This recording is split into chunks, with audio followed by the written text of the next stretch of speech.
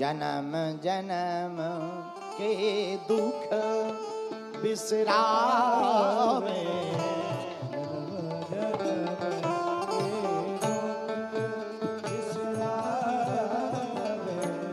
जन्म जन्म के दुख बिसरावे।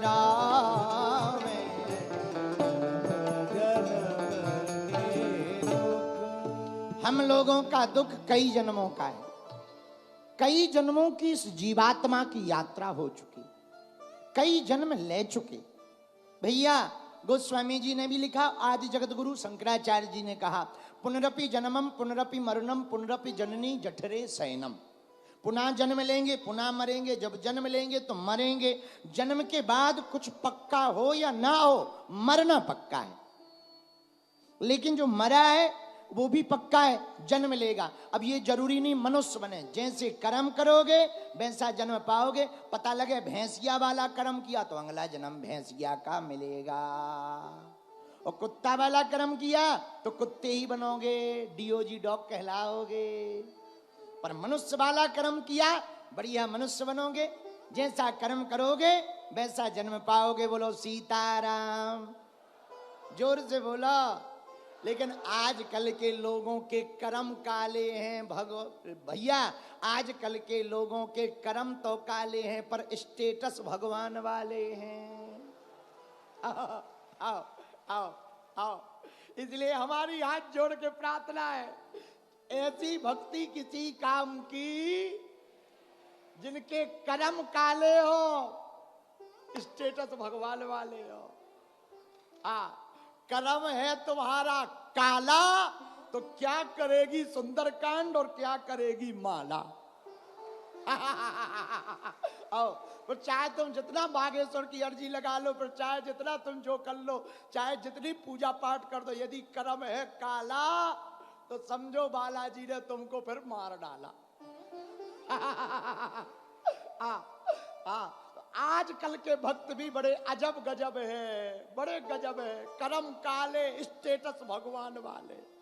इसलिए हमारी प्रार्थना है, पागलो तुम तन चमकाओ या ना चमकाओ, चेहरा चमके या ना चमके, पर तुम्हारा चरित्र चमकना चाहिए। कई लोगों का चेहरा बहुत चमकता है, चित्र बहुत चमकता है, चरित्र नहीं चमकता है। और हनुमान जी चित्र से नहीं रीझते। आहा, हमारे हनुमान जी रीझते किससे हैं? चरित्र से। प्रभु चरित्र सुनबे को रसिया, राम लखन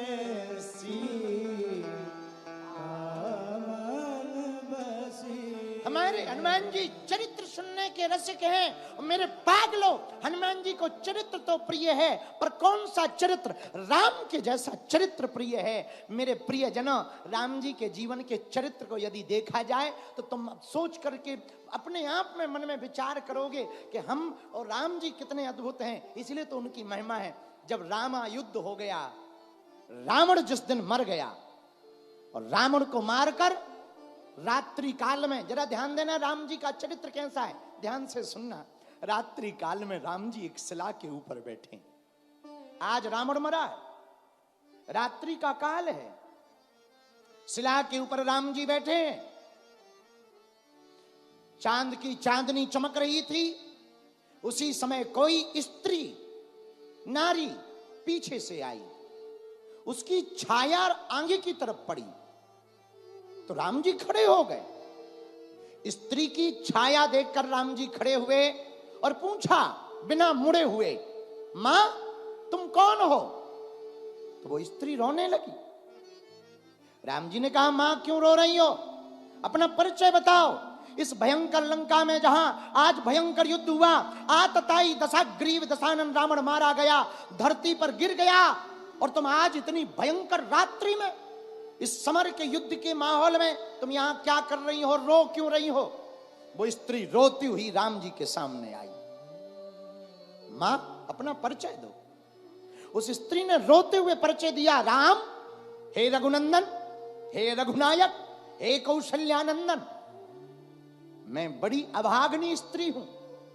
राम जी ने कहा, आप अभागनी, आपका परिचय क्या है?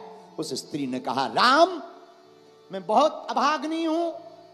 दरअसल मैं जिसकी पत्नी हूं वो आज वीर गति को प्राप्त हुआ। मैं दशानन रावण की पत्नी मंदोदरी हूं।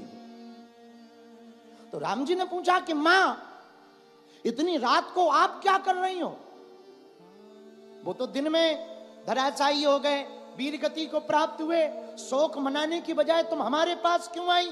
तो मंदोदरी की जो बात है वो सुनने योग्य है।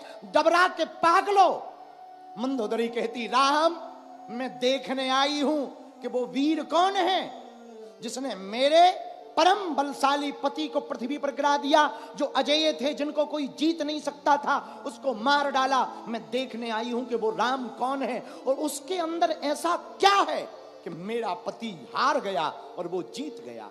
राम जी ने हाथ जोड़कर कहा, मां, तो बताओ, तुम्हारे पति में ऐसा क्या नहीं था, मुझ में ऐसा क्या है कि मैं जीत गया, तुम्हारा पति हार गया? मंदोदरी रोती हुई बोली, राम, एक मेरा पति था जो दूसरों की स्त्री को अपनी पत्नी बनाना चाहता था। राम, एक तुम हो, स्त्री की छाया देखकर मां से संबोधित करते।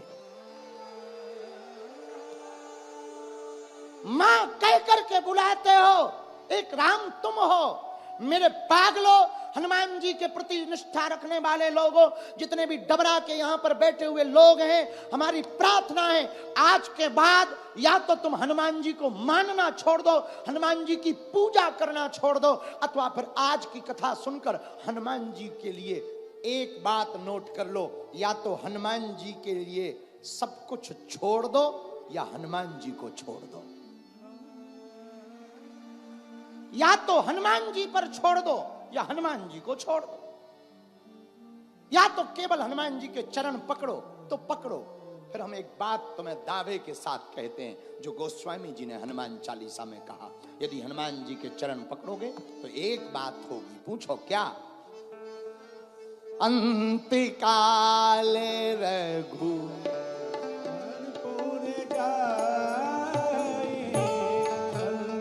गाइए गाइए,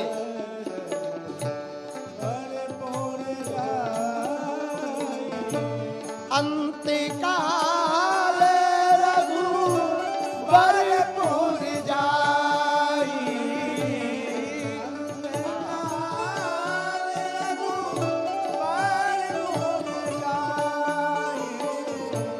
जहाँ जन्मे हरि भक्त कहाई,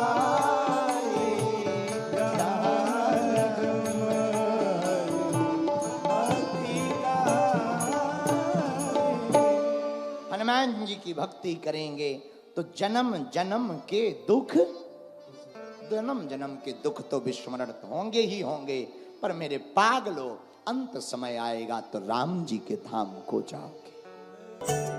बालाजी महाराज के कृपा पात्र बागेश्वर धाम पीठाधीश्वर परम पूज्य धीरेन्द्र कृष्ण शास्त्री जी महाराज का पावन संकल्प। मध्य प्रदेश में छतरपुर के ग्राम गढ़ा में बनेगा विश्व स्तरीय कैंसर अस्पताल एवं रिसर्च सेंटर, जिसकी आधारशिला देश के यशस्वी प्रधानमंत्री नरेंद्र मोदी जी के कर कमलों से रखी जा चुकी है। 200 करोड़ रुपए की लागत वाले 100 बेड के इस अस्पताल में गरीबों का होगा मुफ्त इलाज। ये बहुत बड़ा अवसर है, बहुत बड़ा काम है। संकल्प बड़ा हो, संतों के आशीर्वाद हो, प्रभु की कृपा हो, तो समय सीमा में सब पूर्ण होता है। हमारे प्रियजनों, बागेश्वर धाम पूरे भारत के लोगों, अभी तक अस्पतालों में मंदिर थे, अब मंदिर में अस्पताल होगा। कैंसर हॉस्पिटल निर्माण हेतु सहयोग देकर पुण्य के भागी बने।